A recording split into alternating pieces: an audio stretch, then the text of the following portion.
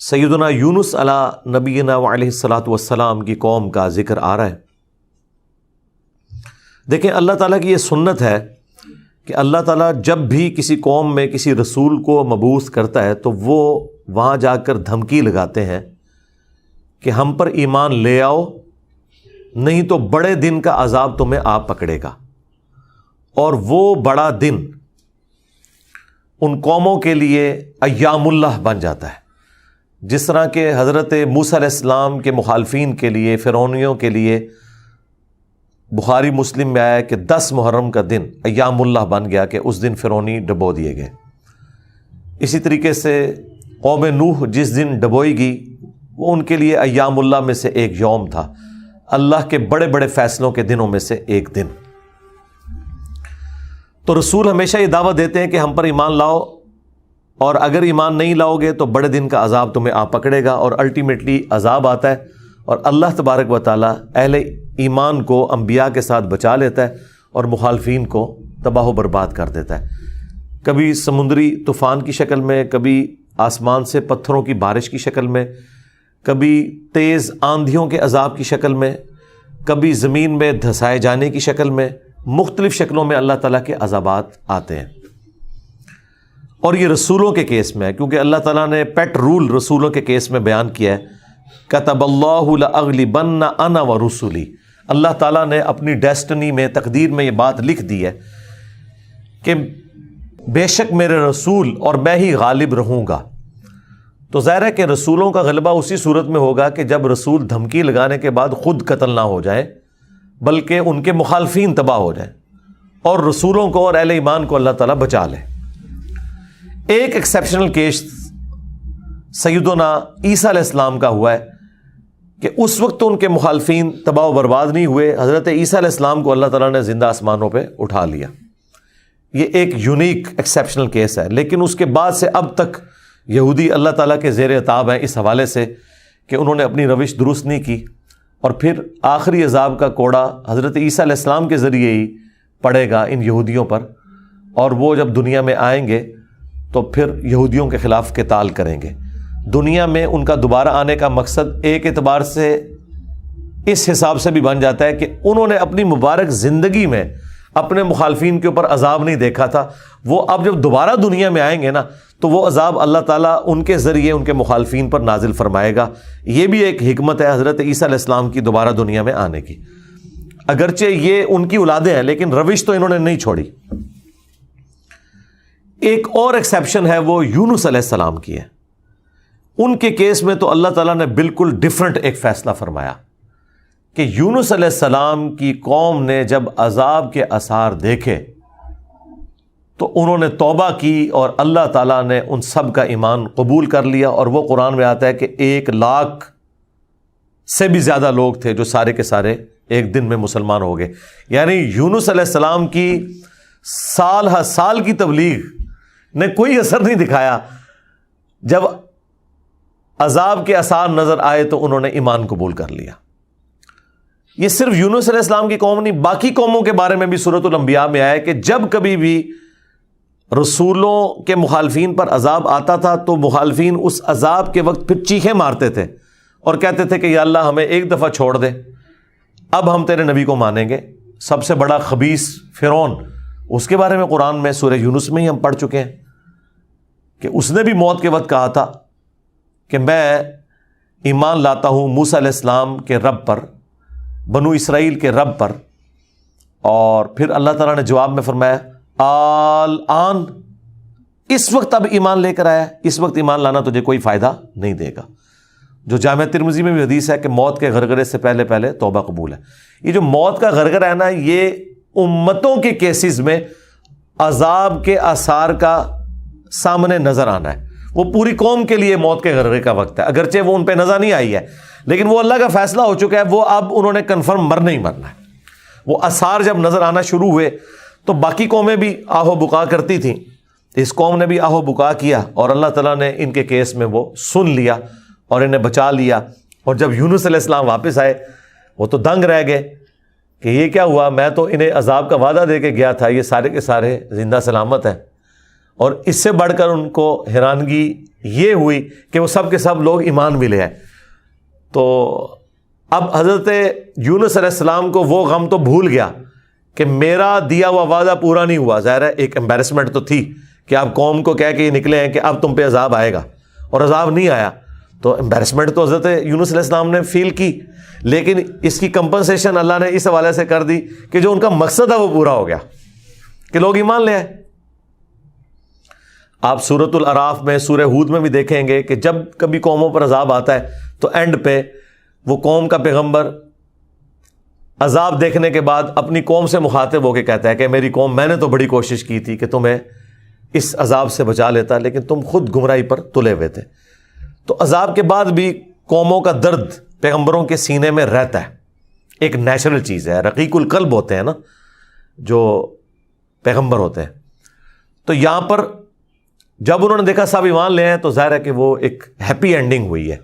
کیا ڈراپ سین ہوا ہے. میں کبھی بعض اوقات یہ جب حضرت یونس علیہ السلام کی قوم کا واقعہ قرآن میں پڑھتا ہوں نا, تو میں بڑی خواہش کرتا ہوں کہ میں جنت میں جا کے یہ منظر دیکھوں کہ وقت کا پیغمبر عذاب کی وعید سنا کے گیا ہے اور لوگ چیخو پکار کر رہے ہیں, اور ایسا یونیک کیس ہو گیا ہے, سمجھ لیں مردے ہی زندہ ہو گئے, کہ اللہ تعالیٰ ان کی چیخو پکار سن کے ان کی توبہ بھی قبول کر لیتا ہے. اور پھر یونس علیہ السلام جب واپس آتے ہیں ان کی حیرانگی کیا ہوگی. ٹھیک ہے, کیا ڈراپ سین ہوگا. میں کہتا ہوں جی اس طرح کی کوئی ٹریجک فلم نہیں ہو سکتی جو یونس علیہ السلام اور ان کی قوم کی ہے. اور وہ کیوں ہوا؟ صرف یونس علیہ السلام سے ایک اجتہادی خطا ہوئی. ہم اسے گناہ نہیں کہتے, وہ خطا ہے. انبیاء خطا کرتے ہیں, لیکن چونکہ وہ اپنی خطا پر قائم نہیں رہتے اور وہ گناہ کے زمرے میں بھی نہیں ہے, غلطی ہے بحیثیت انسان. انسان غلطیوں سے پاک اگر ہم پیغمبروں کو کہتے ہیں تو یہ پاک وہ والا نہیں ہے جس طرح اللہ پاک ہے. آپ سبحان کا لفظ صرف اللہ کے ساتھ بولتے ہیں, کوئی پیغمبر بھی سبحان نہیں ہے. پرفیکٹ صرف اللہ ہے. دیکھیں انسان تو ہے ہی امپرفیکٹ. جب ہم نیند کے محتاج, کھانے پینے کے محتاج, اس کے بعد ٹوائلٹ کے محتاج, اور سب سے بڑھ کر اپنی زندگی کے لیے اپنے رب کے محتاج, تو انسان تو پرفیکٹ ہے ہی نہیں ہے. پرفیکٹ صرف اللہ ہے جو کسی کا محتاج نہیں ہے. غلطیوں سے پاک صرف اللہ ہے, باقی غلطی تو کسی سے ہو سکتی ہے. لیکن پیغمبر کو ہم جو کہتے ہیں نا کہ پیغمبر غلطیوں سے معصوم ہے, عصمت انبیاء کا عقیدہ, اس کا مطلب یہ ہے کہ وہ گناہ نہیں کرتے. خطا بہرحال ان سے ہو جاتی ہے, اور خطا جب ہوتی ہے تو اللہ تعالیٰ ان کی ریمیڈی فرماتا ہے, ان کی اصلاح کرتا ہے. وہ اپنی خطا پر قائم نہیں رہتے, رجوع کر لیتے ہیں, اور جب رجوع کرتے ہیں تو امت کے لیے وہ رول ماڈل ہوتے ہیں. آج کی ڈیٹ میں رسول اللہ صلی اللہ علیہ وآلہ وسلم معصوم ہے کہ اگر زندگی میں کوئی اجتہادی خطا ان سے ہوئی تو اللہ تعالیٰ نے اس کی ریمیڈی فرما دی اور پھر اس غلطی کو معاف کر دیا. وہ گناہ نہیں تھا, یہ ذہن میں رکھیے گا. گناہ اور غلطی میں فرق ہے. گناہ وہ ہوتا ہے کہ جو پوری وعید معلوم ہونے کے باوجود انسان وہ ایکٹیویٹی پرفارم کر لے. اجتہادی خطا یہ ہوتی ہے کہ وہ ایک ایسی صورتحال اس کے سامنے آئے جس میں اس کے سامنے دو آپشن موجود ہوں, اور اس میں سے وہ ایک ایسا آپشن اڈاپٹ کر لے جو اللہ کی مرضی نہ ہو, اور جو اللہ کی مرضی والا آپشن ہے اسے وہ ترک کر دے. اور یہ وہ بدنیتی پہ نہیں کر رہا, اس کی سمجھ میں ہے ہی ہے اس کا آپشن, وہ نافرمانی سمجھ کے نہیں کر رہا. جس طرح نبی علیہ السلام نے کیا, غزوہ بدر کے قیدیوں کو چھوڑ دیا. سورہ محمد میں یہ آیت نازل ہو چکی بھی تھی کہ جب تک فتنہ مکمل طور پر ختم نہیں ہو جاتا آپ نے ان کو قتل کرنا ہے, اپنے مخالفین کو. قتال کی آپ کو اجازت دی گئی. سورہ محمد کا نام ہی سورہ قتال ہے. ہاں جب فتنہ ختم ہو جائے اس کے بعد جو جنگیں ہوں گی نا, اس کے بعد آپ کی مرضی ہے, چاہے تو فدیہ لے کے کافر قیدیوں کو چھوڑ دیں اور چاہے آپ انہیں قتل کریں. اب بدر کے بعد فتنہ تو ختم نہیں ہوا تھا, لیکن نبی علیہ السلام نے یہ ایزیوم کیا کہ 70 سردار ان کے مر گئے, ان کی کمر ٹوٹ گئی, وہ جو 70 ہم نے قیدی کیے ہوئے, چلو ہم انہیں فدیہ لے کے چھوڑ دیتے ہیں, شاید یہ لوگ اسلام قبول کر لیں. اپنی شرافت کی وجہ سے نبی علیہ السلام نے ایسا کیا. تو اس پہ پھر اللہ تعالیٰ نے سورۃ الانفال میں آیت نمبر 67 68 میں فرمایا کہ اگر وہ پہلے آیت نازل نہ ہوئی ہوتی نا سورہ محمد کی, تو ہم تمہیں عذاب دیتے اس عمل کے اوپر جو تم نے غزوہ بدر کے قیدیوں کو چھوڑ دیا, کیونکہ فتنہ تو ابھی ختم نہیں ہوا. تمہارا کام تھا قتل کرتے. اور حضرت عمر کا مشورہ بھی یہی تھا بخاری مسلم میں. لیکن نبی علیہ السلام اور حضرت ابو بکر اپنی شفقت کی وجہ سے انہوں نے یہ پلی لی کہ وہ آیت میں آیا نا کہ فتنہ جب ختم ہو جائے تو پھر تمہاری مرضی ہے, تو ہم یہ ایزیوم کرتے ہیں کہ فتنہ ختم ہو گیا. یہ بدنیتی کی وجہ سے نہیں تھا, واقعی انہوں نے یہ ایزیوم کیا تھا. لیکن وہ کس قسم کے ناہنجار لوگ تھے. حضرت عمر رضی اللہ تعالیٰ عنہ نے یہ کنکلوڈ کیا کہ نہیں, یہ اس قابل ہیں, یہ قتل ہونے چاہیے. بہرحال وہ اجتہادی خطا اللہ تعالیٰ نے معاف کی. اس طرح باقی انبیاء کرام کے بارے میں حضرت آدم علیہ السلام کی غلطی کا ذکر ہے. موسیٰ علیہ السلام سے بندہ مر گیا تھا, نوح علیہ السلام نے اپنے کافر بیٹے کے لیے دعا کر دی تھی. حالانکہ آج ایک مسلمان, عام مسلمان کو بھی پتہ ہے کہ کافر کی مغفرت نہیں ہو سکتی. تو نوح علیہ السلام کو کیا نہیں پتہ تھا؟ بس وہ وقتی طور پر ایک سمجھ لیں ایک باپ کی حیثیت سے ان کا دل پسیج گیا. انہوں نے کہا یا اللہ تو نے وعدہ کیا تھا مجھ سے کہ تو مجھے اور میرے گھر والوں کو بچائے گا, تو میرا بیٹا بھی تو میرے گھر والا تھا. تو اللہ تعالیٰ نے فرمایا کہ اس چیز کا سوال نہ کر جس کے بارے میں تجھے علم نہیں ہے. بڑا کریٹیکل جملہ تھا, اس میں مسئلہ تقدیر بھی چھپا ہوا ہے. ایک تو سمپل معنی ہے کہ اس بارے میں مجھ سے سوال کیوں کر رہا ہے, تم نے کب یہ ایزیوم کر لیا کہ تمہارے گھر والے اگر کفر کریں گے تو میں انہیں چھوڑ دوں گا. گھر والوں سے مراد وہ گھر والے تھے جو ایمان لے کر آئیں گے. آپ کی بیوی نہیں لائی, ایک بیٹا نہیں لایا, باقی گھر والے لے آئے ایمان, تو بچ گئے. اور دوسرا یہ جو جملہ تھا نا کہ اس چیز کا سوال نہ کر جس کے بارے میں تجھے علم نہیں, سورہ ہود میں آیت نمبر 46 میں, اور اے نوح جاہلوں میں شمار نہ ہو. یہ بڑا سخت جملہ ہے. یہ مسئلہ تقدیر کی طرف اشارہ ہے کہ تجھے نہیں پتا کہ میری تقدیر میں یہ لکھا ہے کہ یہ نبی کا بیٹا ہونے کے باوجود بھی اللہ کے علم میں یہ جہنمی ہے. وہ اللہ تعالیٰ نے اسے جہنمی نہیں بنایا بلکہ اپنے کرتوتوں کی وجہ سے. تو اللہ کی تقدیر کے اوپر تو کسی کا بھی علم نہیں ہے نا جب تک اللہ تعالیٰ مطلع نہ کر دے. یہ بہت کریٹیکل ایشو ہے, اس لیے میں نے الگ سے ایک ویڈیو اس پہ ریکارڈ کروائی ہے. عصمت انبیاء کا عقیدہ, اس کا ٹائٹل ہے انبیاء گناہ نہیں کرتے. یہ ہمیں جو عصمت انبیاء کا عقیدہ بتایا گیا ہے وہ یہ ہے کہ نعوذ باللہ انبیاء کے اندر گناہ کرنے کی حص ہی نہیں ہوتی. یعنی انبیاء کرام جو ہے ان کے ساتھ وہ کمزوریاں بشری اٹیچ نہیں ہیں جو باقی انسانوں کے ساتھ اٹیچ ہیں. اگر یہ بات ہوتی تو انبیاء کی فضیلت ہی نہ ہوتی. انبیاء کی فضیلت ہے ہی اس وجہ سے کہ وہ بشری کمزوریوں پر اوور کم کرتے ہوئے اللہ کے خوف کی وجہ سے گناہوں سے بچ جاتے ہیں. ادروائز پھر فرشتوں میں اور انسانوں میں کوئی فرق ہی نہ رہ جائے. تو یہ ہے اصل چیز جو انہیں فضیلت میں لے جاتی ہے عام انسانوں کی نسبت, کہ وہ اللہ کا اتنا خوف رکھتے ہیں کہ وہ گناہوں سے بچتے ہیں. رہی لغزش اجتہادی خطا وہ ہو سکتی ہے. تو میں نے وہ انبیاء گناہ نہیں کرتے اس میں تفصیل کے ساتھ واقعات مختلف قرآن سے بیان کیے. سورہ یوسف میں ہے کہ اس عورت نے یوسف کا قصد کیا, یوسف بھی عورت کا قصد کر لیتا اگر اپنے رب کی برہان نہ دیکھتا. اب اندازہ کریں, اللہ تعالیٰ فرما رہا ہے کہ یوسف علیہ السلام بھی اس برائی میں پڑ جاتے اگر اللہ تعالیٰ انہیں ایک خاص نشانی نہ دکھاتا. وہ قرآن میں تو رپورٹ نہیں ہوئی, اسرائیلی روایتوں میں آتا ہے کہ اللہ تعالیٰ نے اس وقت حضرت یوسف علیہ السلام کو اپنے والد کی شبیہ دکھا دی تھی حضرت یعقوب علیہ السلام کی, اور وہ انگلی سے یوں اشارہ کر رہے تھے کہ یہ کام نہیں کرنا تم نے. یا اس وقت شیطان بھیانک شکل میں انہیں نظر آ گیا کہ یہ شیطان مجھ سے برائی کا کام کروانے لگا ہے. بہرحال کوئی نشانی اللہ نے دکھائی ہے, قرآن میں ہے, اور اس کی وجہ سے وہ برائی سے بچے ہیں. اس کا مطلب ہے کہ ان میں مادہ موجود تھا لیکن اللہ نے انہیں بچایا ایک نشانی کے ذریعے. تو انبیاء کی اللہ تعالیٰ حفاظت کر لیتا ہے. یونس علیہ السلام سے جو آپ سمجھ لیں اجتہادی خطا جسے ہم گناہ نہیں کہتے, وہ یہ ہوئی کہ جب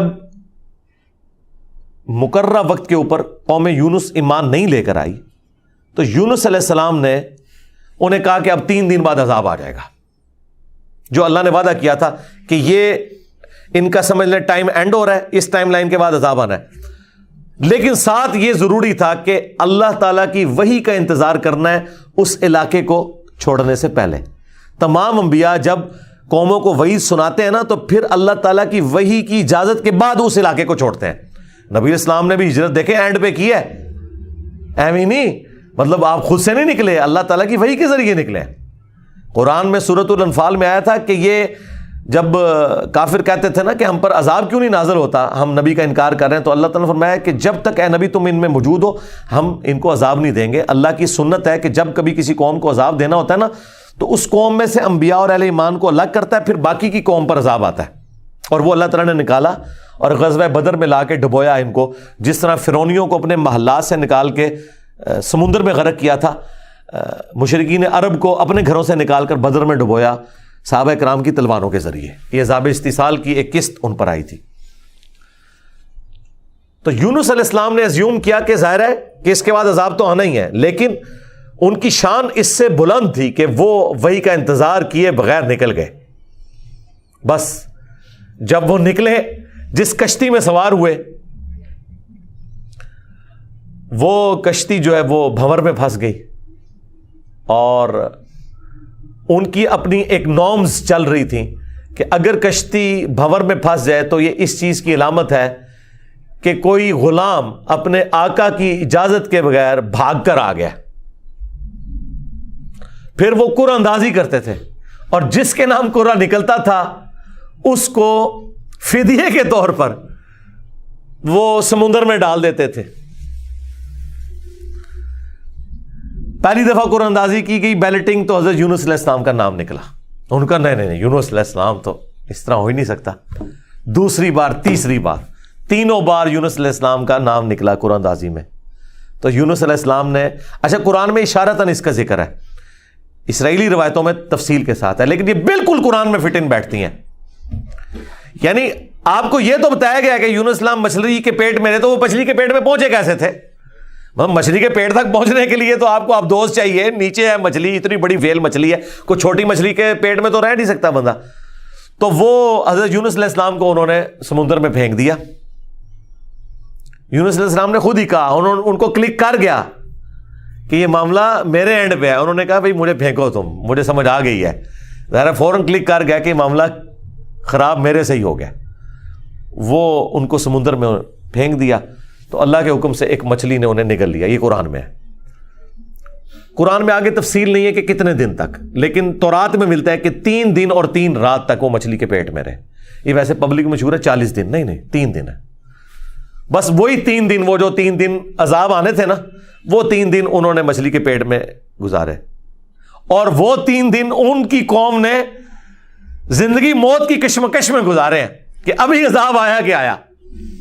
ٹھیک ہے، توبہ ہے نہیں ہوئی کہ آئی ایم سوری تے توبہ قبول ہو گئی ہے، نہ 3 دن انہوں نے پی کٹی ہے بھائی جی۔ یہاں تو لوگ 1 دن جیل نہیں کاٹ سکتے، 3 دن تک انہوں نے وہ تکلیف کاٹی ہے، پھر اللہ تعالیٰ نے ان کی توبہ قبول کی ہے۔ اور یہاں پہ حضرت یونس علیہ السلام 3 دن تک مچھلی کے پیٹ میں، اندھیرے میں، اور دیکھیں اللہ نے ان کو ایسے کلمات سکھا دیے، مختصر تھے، پرفیکٹ تھے، بہترین توبہ، لا الہ الا انت سبحانک۔ سورۃ الانبیاء میں یہ دعا آئی ہے، اے اللہ تیرے سوا کوئی معبود نہیں، اور تو پاک ہے نا، پاک تو غلطی نہیں کر سکتا۔ انی کنت من الظالمین، بے شک میں ہی ظالموں میں ہوں، میں انسان ہوں، انسان سے غلطی تو ہوگی۔ تو یہ دعا اتنی اللہ کو پسند آئی کہ سورہ الصافات میں آیا کہ یونس اگر مچھلی کے پیٹ میں ہمیں ان الفاظ کے ساتھ یاد نہ کرتے تو پھر مچھلی کے پیٹ سے اسی دن نکالے جاتے جس دن مردے اپنی قبروں سے نکالے جائیں گے۔ قیامت کے دن تک مچھلی کے پیٹ میں رہتے، یعنی مچھلی کا پیٹ ان کی قبر بن جاتی۔ اتنا غصہ ایک جملے نے ٹھنڈا کر دیا، اور ساتھ اللہ نے فرمایا کذالک ننجی المؤمنین، ہم اہل ایمان کو اسی طریقے سے نجات دیں گے۔ یعنی جو بھی یونس والے طریقے سے ہماری طرف متوجہ ہوا اسے بھی ہم نجات دیں گے۔ یہ دعا ہمیں اتنی پسند ہے کہ جو ان الفاظ کے ساتھ ہم سے معافی مانگے گا ہم اسے بھی نجات دیں گے۔ جامعہ ترمذی میں حدیث ہے، جو یونس علیہ السلام کی دعا کے ذریعے اللہ کی طرف متوجہ ہوا اللہ تعالیٰ کبھی اسے محروم نہیں لوٹائے گا۔ لا الہ الا انت سبحانک انی کنت من الظالمین۔ اور جمع کے سیغے سے پڑھیں گے تو لا الہ الا انت سبحانک انا کننا من الظالمین۔ وہاں تھا انی کنت من الظالمین، یہ ہے انا کننا من الظالمین۔ دونوں طریقے سے آپ دعا مانگ سکتے ہیں، بہترین دعا ہے یہ، اسم اعظم ہے دعاؤں کی قبولیت کے لیے۔ قرآن میں بھی ہے کذالک ننجی المؤمنین، اور جامعہ ترمذی میں بھی آیا کہ جو اس دعا کے ذریعے اللہ کی طرف متوجہ ہوگا اللہ تعالیٰ اسے محروم نہیں لوٹائے گا.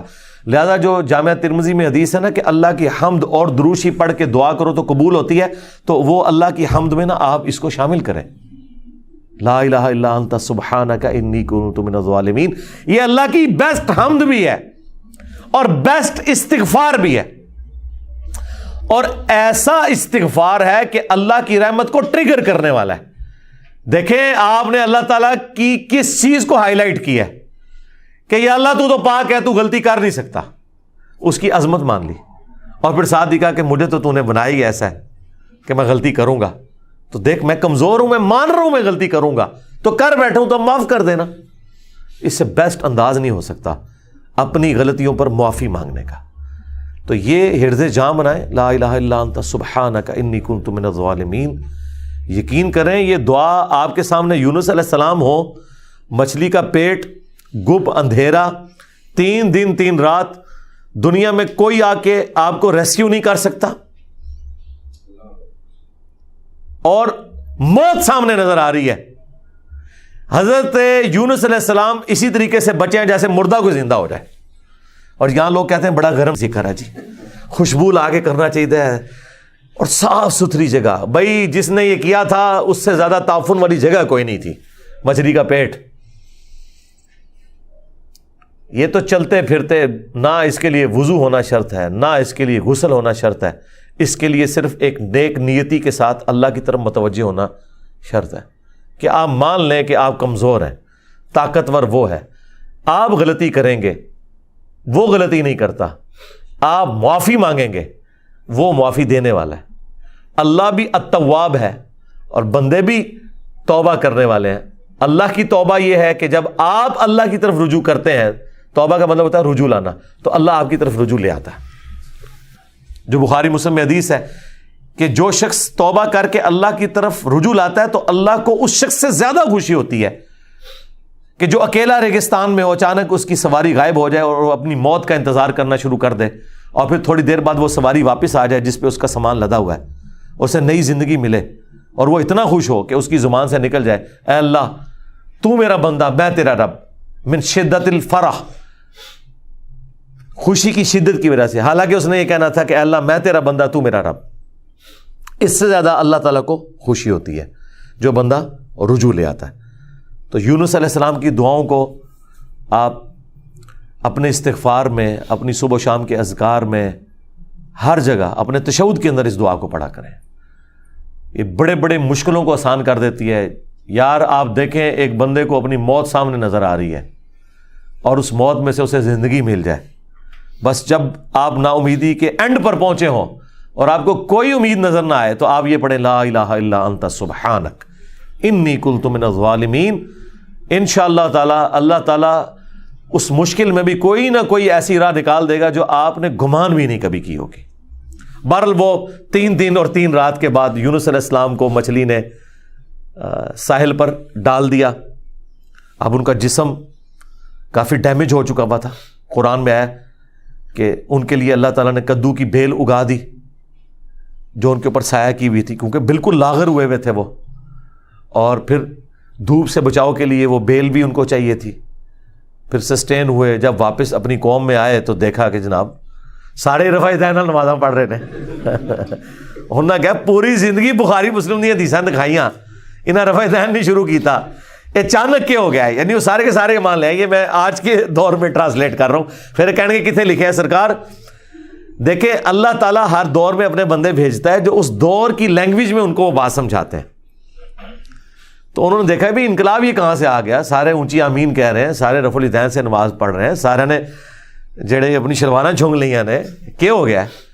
تو پتہ چلا کہ جناب اللہ تعالیٰ نے معاف کر دیا ان کو.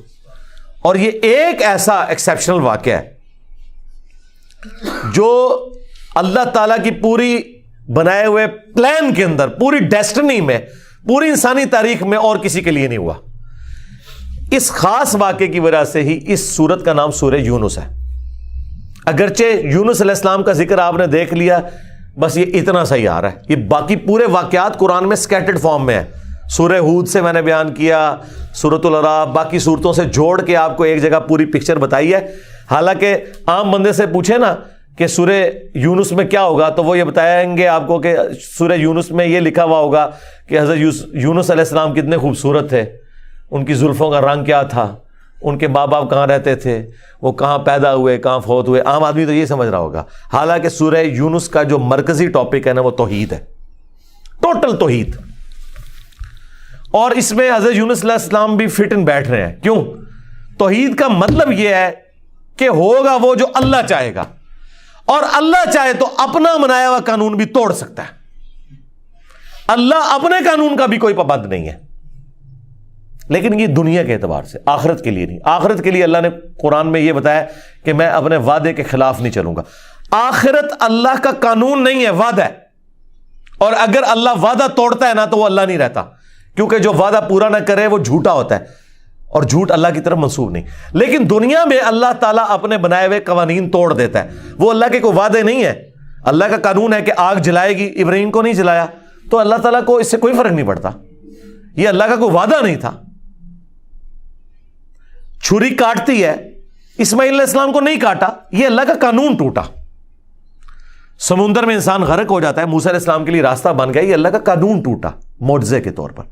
آخرت میں کوئی قانون نہیں ٹوٹے گا. جو مواہد دنیا سے گیا، اللہ کا تابع فرمان، پیغمبروں کا مطیع، پھر اس پہ تقدیر غالب نہیں آئے گی کہ نہیں جی اے تیری میں ایک گل سنبھال کے رکھی ہے لہذا تو زیرو نل ملٹیپلائی ہو گیا. نہیں، وہاں بھائی نیکیاں تولی جائیں گی. چاہے گناہوں کے پلڑے میں بڑے سے بڑا گناہ بھی آ گیا شرک کے سوا، اور نیکیاں بھاری ہو گئی تو اللہ تعالیٰ کسی کو یہ کہے گا کہ بھی نہیں کہ بالکل دوتے اے زیرو زیرو ہی بچے ہیں. نہیں، بس یہ میرا وعدہ ہے کہ میں بچا لوں گا. بلکہ اللہ کی تو رحمت اس سے بھی زیادہ ہے. وہ تو اپنے پیغمبر کی شفاعت سے جن کے نیکیوں کے پلڑے ہلکے بھی ہو جائیں گے ان کی بھی کمپنسیشن فرما دے گا اگر وہ شرک نہ کرتے ہوئے. انشاءاللہ تعالی ہمیں تو اللہ تعالیٰ بغیر حساب و کتاب کی جنت میں داخلہ عطا فرمائے. آمین. مع النبیین والصدیقین والشہداء والصالحین. آمین. بہرحال یونس علیہ السلام جب واپس آئے، انہوں نے یہ ساری بہاریں دیکھی تو ظاہر ہے کہ خوشی خوشی انہوں نے اس کو ایکسیپٹ کیا، اور اللہ تعالیٰ نے پھر اس کو قیامت تک کے لیے قرآن میں نقل کر دیا. اب یہ وہ الفاظ، اب یہ پورے واقعات آپ کے سامنے ہو تو اب آپ اس کا ٹیسٹ فیل کریں. اعوذ باللہ من الشیطان الرجیم، بسم اللہ الرحمن الرحیم. فلولا كانت قرية آمنت فنفعها ایمانها، پس کیوں ایسا نہ ہوا کہ کوئی بستی ایمان لائی ہو تو اس کو ایمان لانا نفع دے دیتا. یہ کبھی ہوا ہی نہیں ایسا. الا قوم یونس، سوائے قوم یونس کے، کہ یونس علیہ السلام کی اجتہادی خطا جو ڈیبٹ تھی وہ کریڈٹ بن گئی ان کے امت کے حق میں، کہ چونکہ ان کے وقت کے پیغمبر نے اللہ کی وحی کے انتظار کے بغیر وہ جگہ چھوڑ دی تھی، اللہ نے اس کا بینیفٹ ان کی قوم کو دے دیا. لما آمنوا، جب وہ ایمان لے آئے، کشفنا عنہم عذاب الخزی فی الحیات الدنیا، تو ہم نے دور کر دیا ان سے، کھول دیا دنیا کی زندگی کی رسوائی کا عذاب. وَمَتَّعْنَاهُمْ إِلَىٰ حِينٍ، اور ہم نے انہیں دنیا میں لطف اندوز ہونے کے لیے ایک اور مدت فراہم کر دی. اللہم احسن عاقبتنا فی الامور کلیہا واجرنا من خزی الدنیا وعذاب الآخرہ. آمین. تو یہاں پر وہ عذاب ہم نے ان سے دور کر دیا، یعنی وہ عذاب آیا ہوا تھا، اس کے آثار نمایاں تھے، پھر اللہ تعالیٰ نے وہ کھول دیا. وہ جس شکل میں بھی تھا، کوئی بادل آئے ہوئے تھے پھر کھول دیے. وَلَوْ شَاءَ رَبُّكَ لَآمَنَ مَنْ فِي الْأَرْضِ كُلُّهُمْ جَمِيعًا، اور اگر تمہارا رب چاہتا تو جتنے لوگ زمین میں آباد ہیں سب کے سب ہی مومن ہو جاتے. اس کا کیا مطلب ہے کہ اگر اللہ تعالیٰ زبردستی ہدایت دینا چاہتا، اس کا یہ مطلب نہیں ہے کہ اللہ تعالیٰ یہ چاہتا ہے کہ لوگ جہنم میں جائیں. یہ رسول اللہ کو سنگولر کے سیغے سے تسلی دی جا رہی ہے کہ اگر اللہ تعالیٰ نے زبردستی ایمان دینا ہوتا نا تو دے دیتا سب کو، لیکن اللہ تعالیٰ یہ چاہتا ہے کہ لوگ خود سے اپنی چوائس سے مجھے چوز کریں. افانت تکرہ الناس حتی یکونوا مؤمنین، تو اے نبی کیا آپ لوگوں کو مجبور کرنا چاہتے ہیں یہاں تک کہ وہ ایمان لے آئیں؟ یعنی آپ نے زبردستی نہیں کرنا. حضور ٹینشن ہی بڑی لیتے تھے کہ میں دعوت دے رہا ہوں، لوگ قبول نہیں کر رہے، تو حضور کو کہا کہ آپ نے ٹینشن نہیں لینی، جنہوں نے جہنم میں جانا ہے جائیں. سورۃ البقرہ میں آیا کہ ہم آپ سے نہیں پوچھیں گے لوگ جہنم میں کیوں پہنچ گئے. سورہ طٰہٰ میں آیا کہ ہم نے قرآن اس لیے نازل نہیں کیا کہ آپ مشقت میں پڑ جائیں. ما انزلنا علیک القرآن لتشقى الا تذکرۃ لمن یخشی، یہ اس کے لیے ہے جو اللہ کی دھمکی سے ڈر جائے.